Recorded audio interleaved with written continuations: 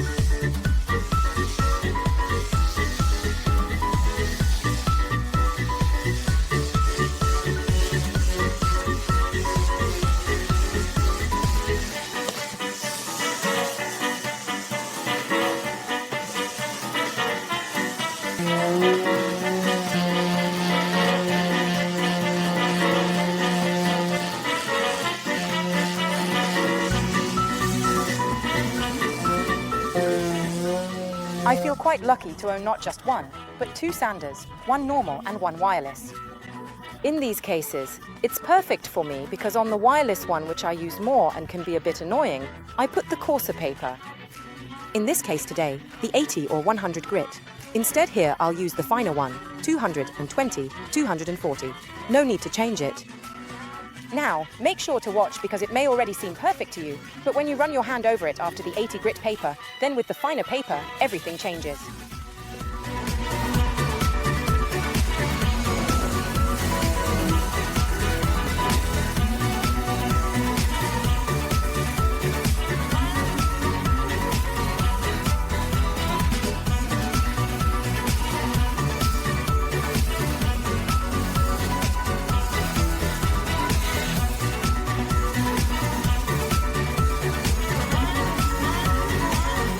Visually, it might seem almost the same to you, but it's actually extremely important because you seal the pores completely, you close the wood fibers, and it will absorb less moisture and impurities. The wood will remain much denser, much more resistant, and it will still absorb the finishes, retaining them even better. Do this step. Also, avoid small splinters that can irritate the skin. Do this on tables, panels, and furniture. Do it after having sanded with the first sandpaper. Let's see how the sanding is on this table, which, as you can clearly see, has many signs of age and details, and I will leave some of them. I won't remove them all, but I definitely want to lighten it a lot more, and you can clearly see it has a completely different finish. There are various wooden planks, lighter and darker, and you can see the grain very well, but I want to see how it turns out in the end, always using 80 grit paper and the sander.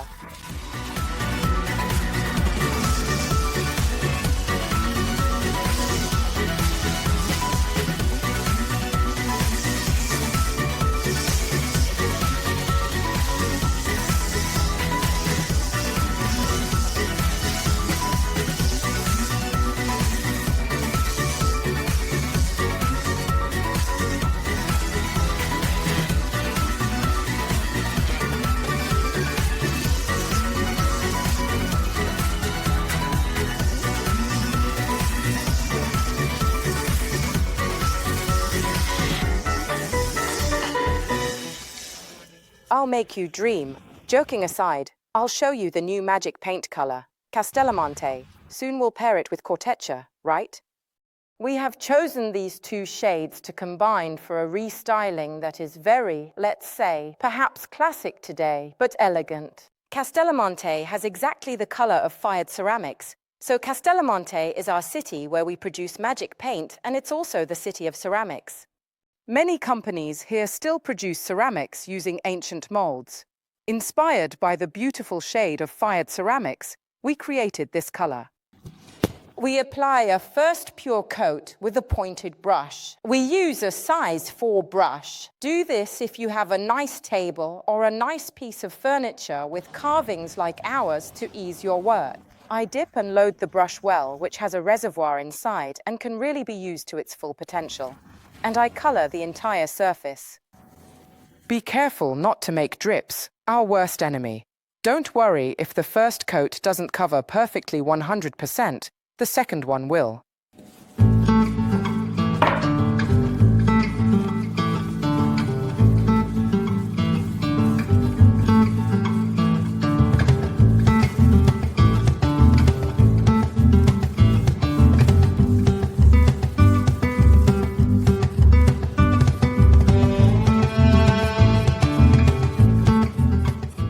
Once the first coat is dry, apply a second pure coat of Castellamonte on all the legs. I use the same brush and remember, keep it well unloaded. We don't want any drips. The second coat is obviously perfect. It purifies the entire surface, making it fully covered. Look at this. However, there are always rules to follow. The right brush, pure paint, and a dry, warm environment.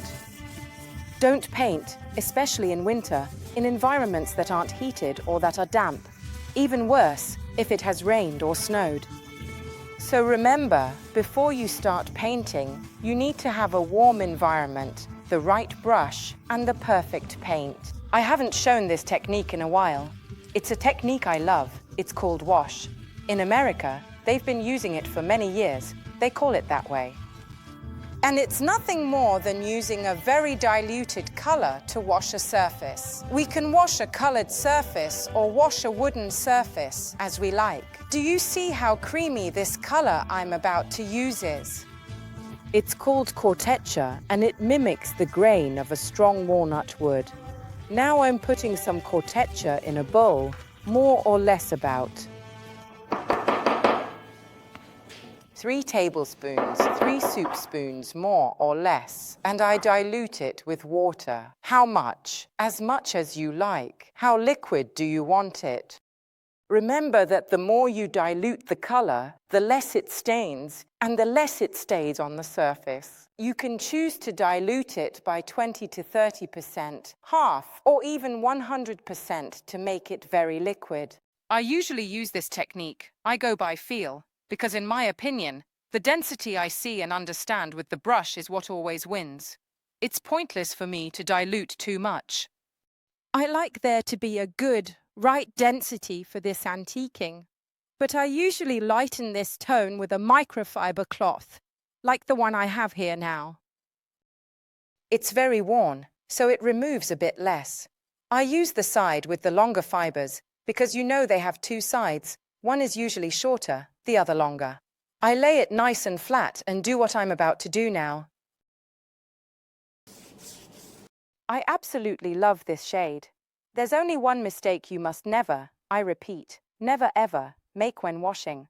Don't go too deep. See, I always use a pointed brush today because I need to go deep.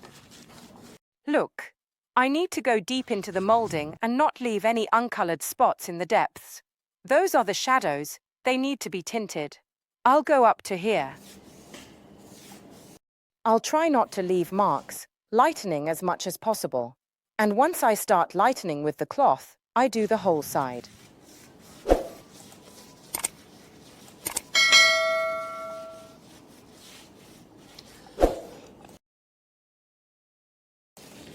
Obviously, I don't forget the edge. Did you see how much color I took? Very little, just a single swipe.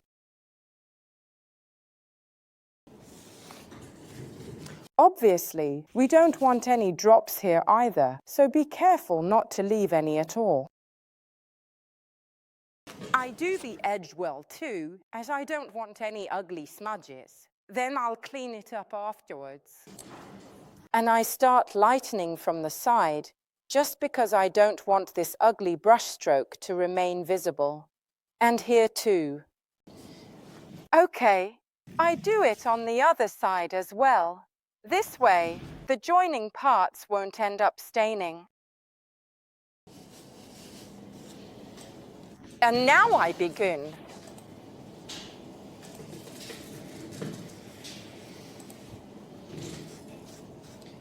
First, I remove a little color and proceed gradually.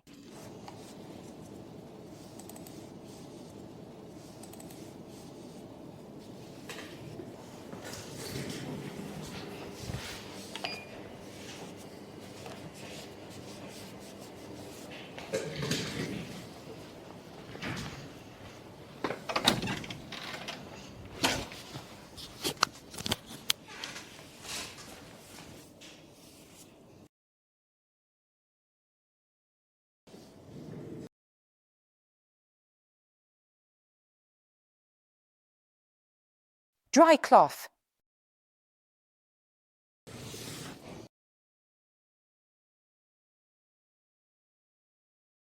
It fixes the color.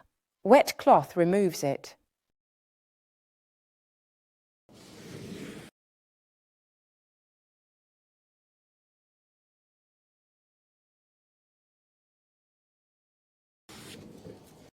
Look now, here I still have a lot. With the wet cloth, I remove the color.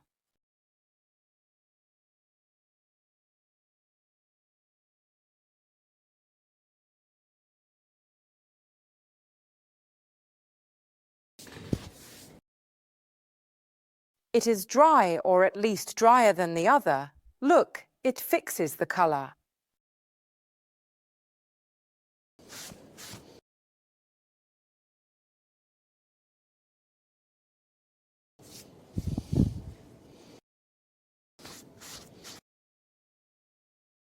And voila!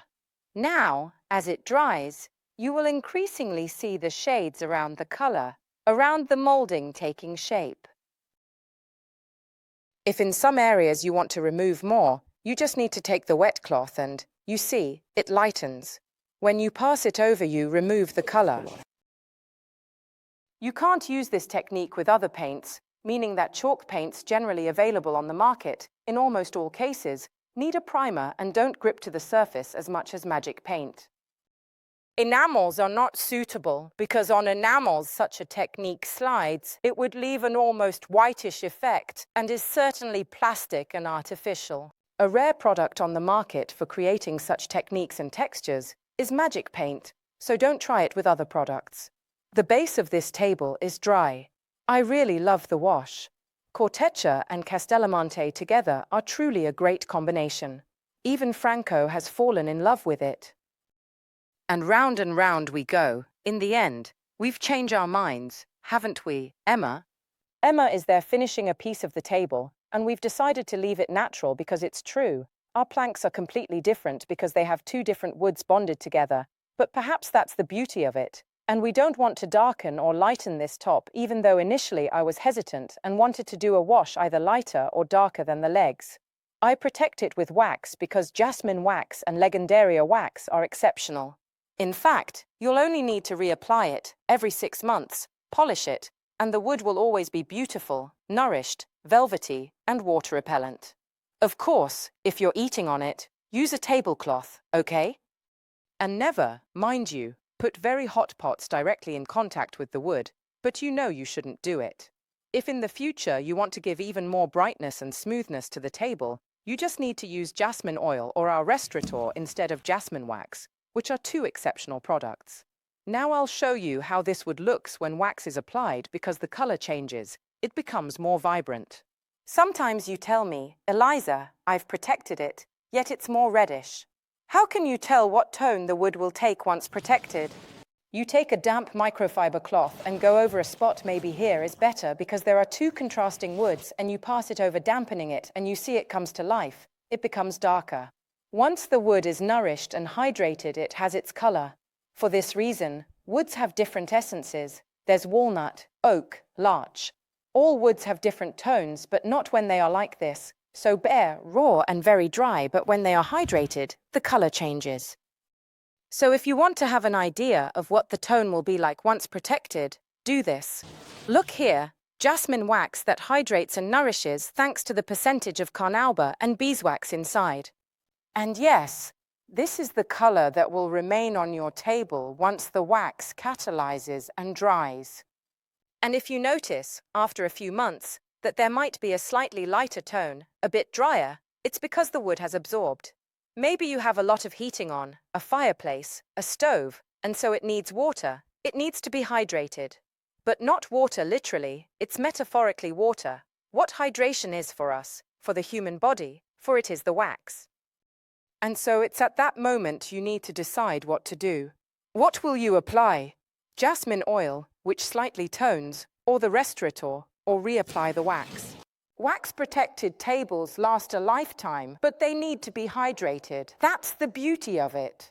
For wood to be beautiful, lively, soft, and velvety, it needs to be hydrated.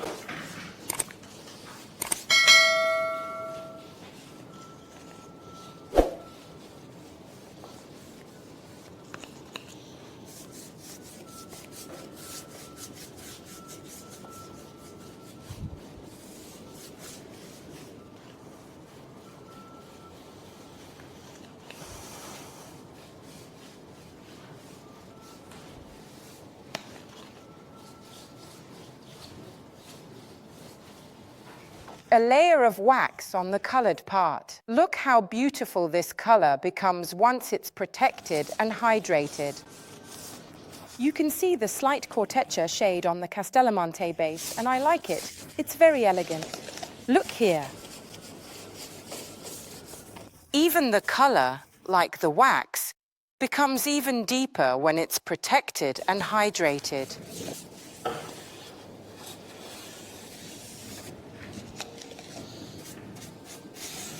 The table is in place. Yes. I'll tell you the truth. Stefano is right. It's huge for hosting many friends, but pleasant. It fits well. Then maybe I'll reduce it. Who knows? Let's get through Christmas and then in January we'll close it. Right, Emma? But when I brought it home, I realized that an ultra hydration would be truly perfect.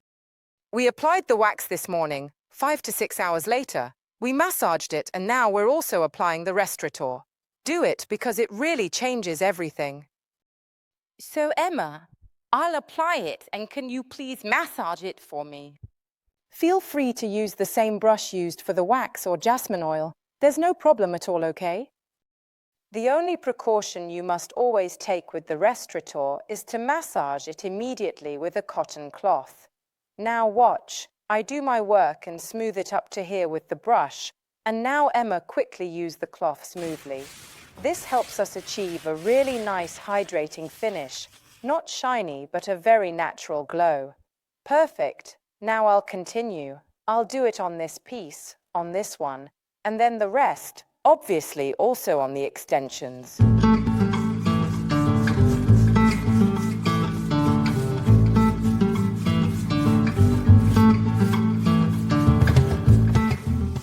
Franco, are you there? So Emma, let's say that as big and opulent as it may seem, it costs perhaps half of a new modern table just bought. So really, don't think that it will cost that much. Nowadays, you can find a table like this at a good price, maybe even from an antique dealer or a classic second-hand market, because many people might not be able to accommodate this size in certain new homes and sell it for little money. So please, don't think it's hard to create. Obviously, it won't take just half an hour, at least 2 days of work, and please don't think it's expensive to buy, because it's not. We've already got ahead, as you'll see in these weeks, with the Christmas reels made with Luca, and also this beautiful tree. We've got ahead because this table is part of our invitation to hurry up. The holidays are approaching, and if you want to invite many people to your home, you need a large table. So, please, go and find the perfect table for you and let me know if you've tried any techniques I've shown you today. Shall we say goodbye? But first, we remind you where to buy Magic Paint from Magic Paint retailers on the website www.magicpaint.it. If you don't have a retailer near your home or can't go out, you can go to the only Italian site that sells Magic Paint, the only one. There are no others. www.elisiahome.com, and if you look for Magic Paint on Amazon and some other paint comes up they are not Magic Paint, it's impossible. Goodbye.